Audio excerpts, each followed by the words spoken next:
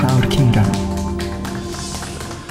Welcome to the Cloud Kingdom. And down here at the bottom left, our Protoss player from the team, CJ Entis, also capitalizing the O in his ID. He is CJ Entis, Hero. A teammate of the just defeated effort. And his opponent starts at the top right, starting for the Slayers team. In the blue, we have Slayers, Puzzle. This new jersey really grows on me.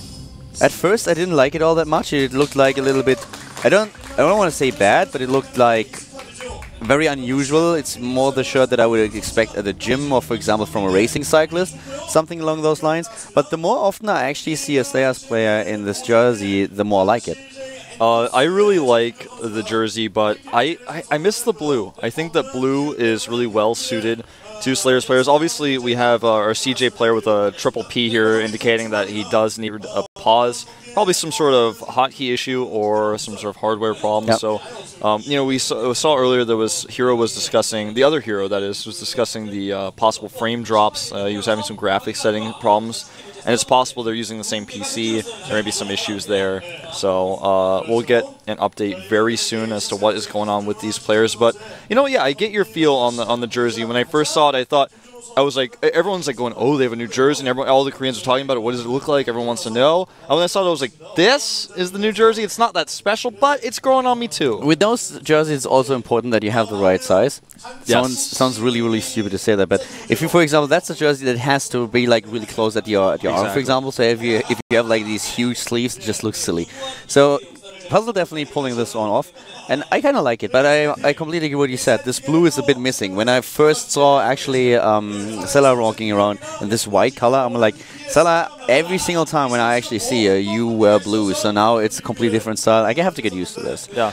The mystery was solved, by the way. There were a few hotkey problems for Hero, for the CJ Entis player, and therefore he receives a warning. And we will continue the game in just a few seconds. I don't think that we need a regame if I'm... No. Yeah, they're just saying in Korean here in the chat that he's got to reset his hotkey options and that we have to wait just a little bit longer. But I think that, you know, the blue is something that is missing, but the Pocari Sweat emblem, that's cool. It kind of represents the blue a little bit there. And I think that with this new outfit, they seem like a more clean, streamlined team. What do you think of the CJ Entis jersey? It's very simple, but it's good. It has a lot of power, a lot of flair in it. I love the N. The N of Entis, how it's designed, yeah. I really like that. It looks good. It's just a small detail, but that's really pretty cool. I just think, like, you know, we talked about this briefly yesterday with Seed's black IM jersey, and then the CJ Entis jerseys. The black jersey just really kind of sticks out as something that's simple. It makes the words on the jersey as well just kind of look like it's got this flair to it, I have to say. Yeah, definitely. The game has been restarted, by the way. And while we were talking about the jerseys, there's also one thing that I want to point out again. I mentioned before the match that, of course, if one of the GSL players is now losing the first one, that people will make a little bit of fun of him. That is actually not necessarily regarding the audience or whatever, but it's just like, it's a little bit like when you're at school, for example. The first one to lose is always the one that people will make a little bit of fun of. So this is definitely going to happen when the first GSL player loses the best of 3 or is kind of annihilated with a 2-0. People will always make a little bit of fun of him. And we talked to a lot of players that are actually playing here in this tournament, and some of them were not really happy with the players that they had to face in the first round. And we had some of them actually like jokingly just saying, well, I would rather have played a Casper player. Yeah, MC for example. But he has to play against Lena, and he's not too happy about it, but obviously, you know, this is something that, even if it's a Casper player or not, who's Lena, happy to face Lena? Exactly. By the way, Hero with a much faster second gas than Puzzle, which is going to become very important in this matchup. This is something that Puzzle will be able to scout. He's got his probe running around in here. And Hero constantly ready with the probe pull. He's not going to take any extra damage here. That's really aggressive with how he keeps selecting those probes. Well, at this point, I'm just really interested to see what exactly the CJ Entis player is going to do there. He was talking to Effort a little bit earlier. We saw him between the breaks, just talking to his teammate here. And of course, for them, it's a little bit tough. They didn't have as much time to prepare for these matches, if you think about StarCraft 2 just in general. And I said this in the past, I want to say it again. I think the time for the Casper players to really shine is when Heart of the Swarm is released. That's when the strategies will develop anew, when the timings will change, every single one of them. And of course the StarCraft 2 players that have been around since the game has been launched, they have still a bit of an advantage in experience, but the add-on will change everything. Yeah, it's going to really, I mean, it's a completely different game. It's an expansion, yes, but all the timing's going to be very different. And Hero with the fast Twilight Council here, he's going to be able to use this with the earlier gas he got, takes his second gateway as well. And on this map, there's a decent blink area to the left side of the base, but things can get a little bit scary if your opponent catches you off guard when you're on your retreat path. I don't think we are going to see Dark Templar play. We may see an aggressive blink at the natural if his opponent goes for a fast Nexus. Hero's scouting information right now is nil. He has no idea what Puzzle is up to, so that's why he's taking the Watchtower right now. He has to be careful because Puzzle is moving out with this probe aggressively, could make a forward pylon, and that may force him to make a sentry. There's nothing that he can really do with the pylon, but it's just a scary threat that's there. In general, I actually like this opening with the robotics. It's a little bit safer. It's pretty cool. And on the other hand, of course, Blink will be nice, but at first Puzzle has to be careful that he doesn't lose a Stalker here. Blink is already being researched, and now the Zealot is running into the main base, and he will spot... he doesn't see... yes, no! Did he see this? No. You sure? Wow. Oh my god, that was so close. That's so funny because that's the reason why he sacrificed a lot of hit points on the Stalker and sacrificed the Zealot as well to get in there. So now Hero takes out a unit for free and damages the Stalker, which is really important when you're going for a big Stalker push like this.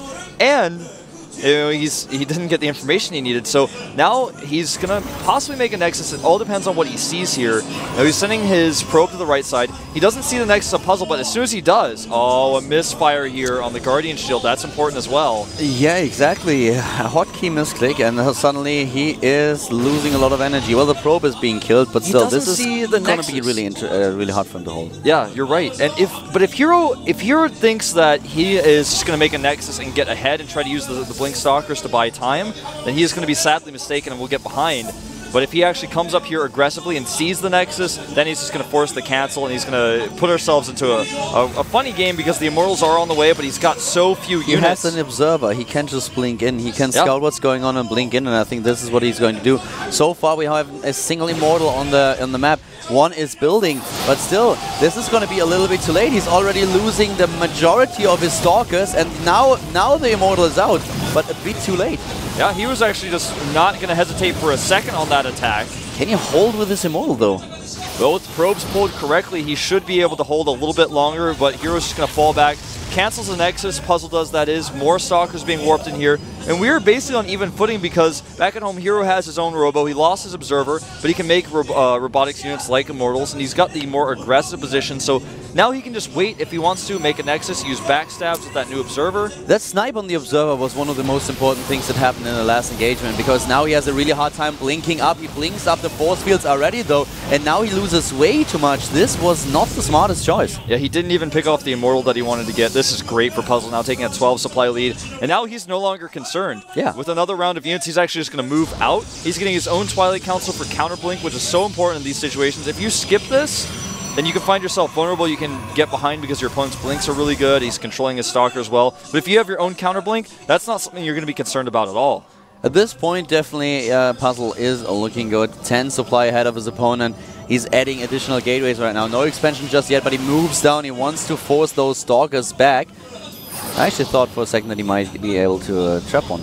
Yeah, he almost did. The Twilight Council is done. No blink research just yet. Puzzle doesn't have 150 gas. And he's waiting for the minerals for his expansion before he starts with the blink upgrade. On the other hand, he doesn't have gas either, so he needs to wait a little bit longer than that. Oh, look at the careful positioning for Puzzle here. He's got units in his main base on the low ground as well, but at the same time, Hero finds an opening and uses it. Greatly done here. He's going to pick up the Stalkers in the main, then we'll just blink out. This is perfectly executed. This is what he needs to do after losing so many Stalkers with that bad blink. He's even going to get one more. Yes. He gets another one and now blinks back. One of the Stalkers blinks. He needs to be careful that he doesn't lose his Observer once again. Yeah, he's got 2 Observers here, actually, interestingly enough.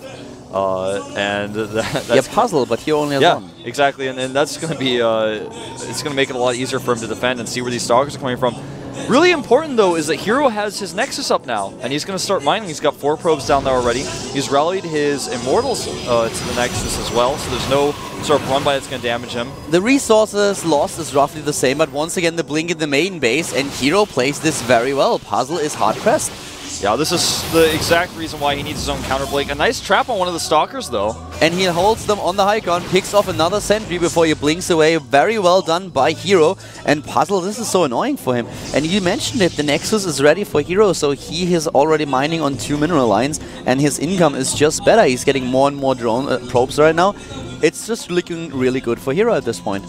And even with the counter blink, he's gonna have to go all the way across the map to punish this. If he does not know the blink is here, though, and if he makes a mistake and Puzzle traps these 4 Stalkers, that's going to be something that may allow him to do things. But Puzzle with his second Observer is just only now seeing the Nexus. So now he knows, and he's like, oh, this is not good. He's clicking on that mineral patch saying, well, that's been up for a really long time. Maybe I should cancel my Nexus and go for a big attack. He has to make a choice here.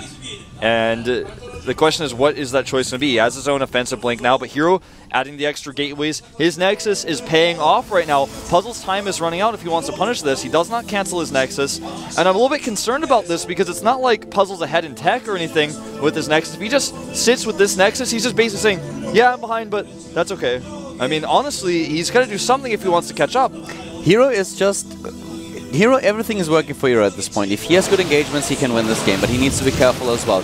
Puzzle is behind, but at this point in time, Puzzle has still a lot of units, but he doesn't have the 3 Immortals.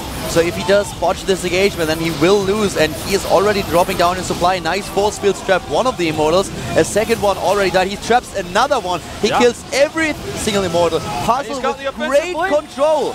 Oh, sick by Puzzle. Nice hold. And Hero, I have to say, wow. He did not target his Immortals on Stalkers. He had them firing at Zealots. They got trapped, yeah, but he could have done more with them even before they were trapped. And now Hero in a really, really bad spot. Puzzle definitely evening up the gap that he had there with the lost mining time at the natural with that win and that victory.